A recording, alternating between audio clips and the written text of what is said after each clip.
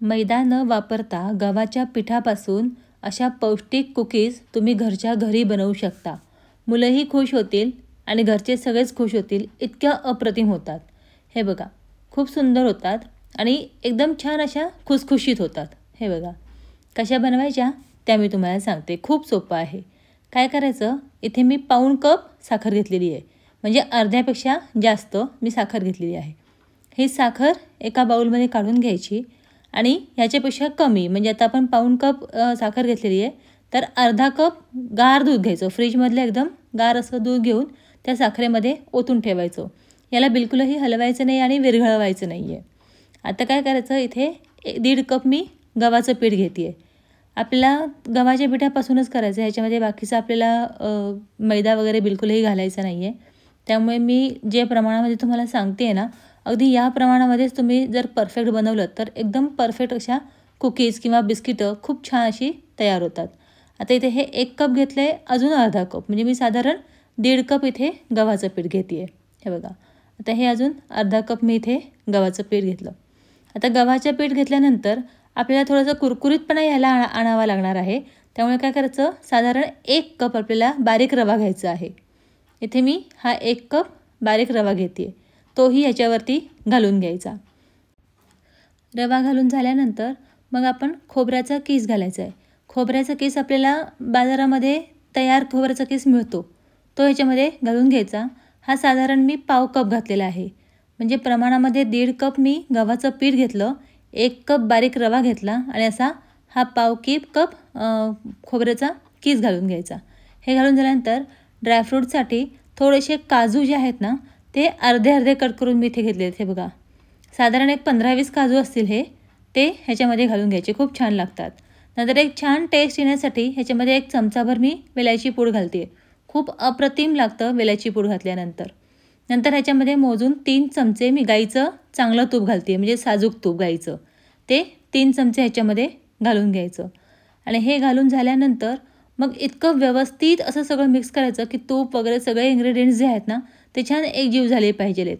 तर ते छान व्यवस्थित आपल्याला हे सगळं मिक्स करून घ्यायचं आहे। आपण जेवढं छान मिक्स करू ना, तेवढे छान आपली ही बिस्किटं किंवा कुकीज जे आपण म्हणू ते छान तयार होतात। आता व्यवस्थित मी आता इथे हे मिक्स करून घेते आहे सगळं। रवा आहे, गव्हाचं पीठ आहे, नंतर आपल्या वेलदोड्याची पूड वगैरे जे आहे सगळं ते, आणि मेन म्हणजे सगळ्यात जास्त तूप सगळ्या बाजूने व्यवस्थित असं छान लागलं पाहिजे। त्यामुळे साधारण 1-2 ते 3 मिनिटं तरी कॉन्स्टंट सगळं मिक्स करत राहायचं, म्हणजे एकजीव होऊ शकतं। आता हे झाल्यानंतर आपण जे दुधामध्ये साखर भिजवून ठेवलेली आहे ना, ही अशीच साखर याच्यामध्ये घालून घ्यायची। आपल्याला हे दूध असं वितळवून घ्यायचं नाही आहे बिलकुलच, फक्त एकत्र करा असं व्यवस्थित आणि मग हे असंच याच्यामध्ये घालून घ्यायचं। हे प्रमाण एकदम परफेक्ट आहे, ह्याच्यापेक्षा कमी किंवा जास्त दूध तुम्ही घेऊ नका। आणि साखरेसकटच असं घालायचं, म्हणजे कसं होतं, तळल्यानंतर जी वरती साखर दिसते ना, ती ह्याच्यामुळे दिसते। त्यामुळे साखरेसकटच दूध असं ह्याच्यामध्ये घालायचं आणि एकदम घट्ट होणार आहे हे पीठ, आपल्याला एकदम घट्ट मळायचं आहे। त्यामुळे दूध कमी पडते का काय, मग आपण दुसरं पाणी किंवा दूध वापरायचं असं नाही करायचं। याच्यामध्येच आपल्याला हे परफेक्टली भिजवायचं आहे आणि खूप घट्ट असं मळायचं आहे। आपल्याला जितकं जास्त घट्ट मळता येईल तेवढं जास्त आपल्याला हे कणिक मळून घ्यायचं आहे। आता थोडंसं घालून झाल्यानंतर थोडं पुन्हा घालायचं, थोडं थोडं करून घालायचं आणि मिक्स करायचं, म्हणजे काय होईल, व्यवस्थित असं छान मिक्स होतं। हे बघा, जसं मी करते आहे ना, अगदी तसं करायचं। आता उरलेलं जे दूध आहे त्यातलं पुन्हा थोडंसं दूध असं घालून घ्यायचं, मिक्स करायचं आणि घालून घ्यायचं, असं करून छान असं पीठ मळून घ्यायचं। बनवायला अतिशय सोपं आहे, तुम्ही कधीही हे बनवू शकता आणि मी गॅरंटीने सांगते मुलांना प्रचंड आवडेल। इतकं अप्रतिम असं हे घरच्या घरी कुकीज तयार होतात, बाहेरून विकत आणण्याची गरज पडत नाही आणि ह्याच्यामध्ये मैदा नसल्यामुळे हे पौष्टिकही आहे घरात खायला मुलांना। आता छान व्यवस्थित पुन्हा मिक्स करून घ्यायचं। आता थोडंच राहिलेलं आहे, ते शेवटी घालायचं, पण आधी व्यवस्थित मला इथे हे मिक्स करून घ्यायचं म्हणून मी थोडंसं ठेवून दिलेलं आहे। आपल्याला असं वाटतं की फारच कोरडं आहे किंवा आता हे काही मिक्स होणार नाही, पण आपण व्यवस्थित मिक्स केलं ना, तर त्याचं छान असं आपल्याला कणिक मळता येतं। खूप जास्त छान असं स्मूथली कणिक मळलं जात नाही आणि आपल्याला ते मळायचंही नाही आहे, कारण की ते तळल्यानंतर मग ते छान त्याला जाळी पडली पाहिजे, त्यामुळे आपल्याला घट्टच मळून घ्यायचं आहे। आता इथे मी सगळं दूध संपवून टाकलेलं आहे। आता ह्याच्यातच सगळं व्यवस्थित आपल्याला मिक्स करून घ्यायचं आहे। ह्याच्यावरती जरा देखील दूध किंवा पाणी काहीही ॲड करायचं नाही आहे. हे बघा मी करते ना, अगदी तसं व्यवस्थित तुम्ही केलं ना परफेक्ट होतं. काही फार जास्त अवघड नसतं बनवायला. हे बघा आता हे मी छान असं दाबून दाबून याचा एक रोल तयार करून घेते. आपल्याला बिस्किटं ज्या आकारात हवी आहेत ना त्या आकारामध्ये तुम्ही करू शकता. मी असं रोल करून घेते. नंतर दोन्हीच्या साईडच्या कडा ज्या आहेत ना त्या असं छान दाबून घ्यायच्या दोन्हीकडनं. हे बघा अशा छान दाबून घ्यायच्या आणि सगळ्या बाजूने असं दाबून दाबून छान रोल तयार करायचा. कारण की काय हे खूप कडक आहे ना, त्यामुळे जरा थोडीशी ताकद लागते. हे बघा अशा पद्धतीने तुम्हाला गोल करायचं तुम्ही गोल राऊंड शेप देऊ शकता किंवा तुम्हाला चौकोनी करायचं तुम्ही चौकोनी करू शकता. तुम्हाला हव्या त्या ह्याच्यामध्ये तुम्ही करू शकता. हे बघा आता हा असा एक रोल तयार झाला. असे आता बाकीचे पण रोल आपण तयार करून घ्यायचे. घट्ट एकदम कणिक मळून घ्यायचं. हे बघा असे माझे हे साधारण 2 मोठे आणि 1 छोटा असे 3 रोल तयार झाले. आता काय करायचं, पॅनमध्ये तेल घ्यायचं आणि ते गरम करत ठेवायचं आणि नंतर मग आपण रोल जे आहेत ते त्याची बिस्किटं कट करून घेऊयात. तेथे पॅन आपण तेल आपण गरम करत ठेवूयात. तेल गरम होईपर्यंत आता आपण हे कट करून घेऊयात.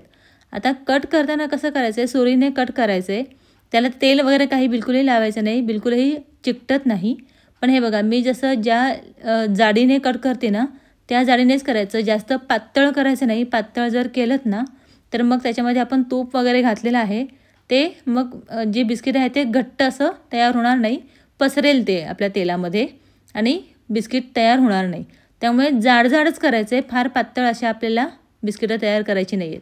मी ज्या जाडीनं करते ना कापते आहे ना सेम त्याच जाडीने कापून घ्या तुम्ही. हे बघा असं सोपं बनवायला खूपच आहे, फार जास्त काही अवघड नाही आहे. हे बघा आता मी तुम्हाला दाखवते एक बिस्किट काढून ह्याच्यातलं मी कसं बनवलेलं आहे. हे बघा असं छान व्यवस्थित बिस्किट बनवून घ्यायचं. आता इथे तेल तापलेलं असेल, तापलेल्या तेलावरती लो टू मिडियम फ्लेमवरती आहे ना आपल्याला ही बिस्किटं तळून घ्यायची आहेत. हे बघा याला तुम्ही कुकीजही म्हणू शकता, बिस्किटही म्हणू शकता, पण खायला खरंच खूप अप्रतिम अशी तयार होतात. आता लो टू मिडियम फ्लेमवरती हे कॉन्स्टंट वर खाली दोन्हीकडनं फिरवून घ्यायची आणि तळून घ्यायची. तुम्हाला इथे आठवण करून देते, तुम्हाला माझ्या रेसिपीज जर आवडत असतील तर माझ्या चॅनलला लाईक, शेअर आणि सबस्क्राईब करायला विसरू नका. आणि हो ही रेसिपी कशी वाटली हेही मला सांगा. कमेंट तुमची आली की छान वाटतं चांगल्या रेसिपीज बनवायला. त्यामुळे एक कमेंट नक्की करा आणि तुम्ही माझ्या रेसिपीज कुठून बघता आहात हेही मला नक्की सांगा. हे बघा आता हे सगळं छान असं पलटून घ्यायचं. आपल्याला एकदम गोल्डन ब्राऊन होईपर्यंत तळायचं आहे. फार काळपट पण करायचं नाही आहे हे बिस्किट. आपल्याला गोल्डन ब्राऊन होईपर्यंत छान असं तळून घ्यायचं आहे. हे बघा असं छान व्यवस्थित 2-3 वेळेला आलटून पलटून घ्यायची. आपली ही कुकीज म्हणा बिस्किट म्हणा तुम्ही जे काही म्हणाल ते तयार होतं. खूप खरपूस अशी खुसखुशीत अशी तयार होतात. एकदा तुम्ही नक्की ट्राय करा. आता एक एक करून ही बिस्किटं सगळी काढून घ्यायची. जर काढता येत नसेल तर थोडंसं चमच्याच्या साहाय्याने तुम्ही काढू शकता. आता हे आत्ता तिथे मऊसर दिसत आहेत, पण जेव्हा ते पूर्णपणे थंड होतात त्यावेळेला हे बघा अशा पद्धतीने हे कडक होतात ती. आणि हे बघा एकदम कडक असल्यामुळे एकदम छान अशी तुटली जातात. खूप क्रिस्पी अशी तयार होतात. एकदा नक्की करा. भेटू पुढच्या रेसिपीमध्ये. तोपर्यंत बाय.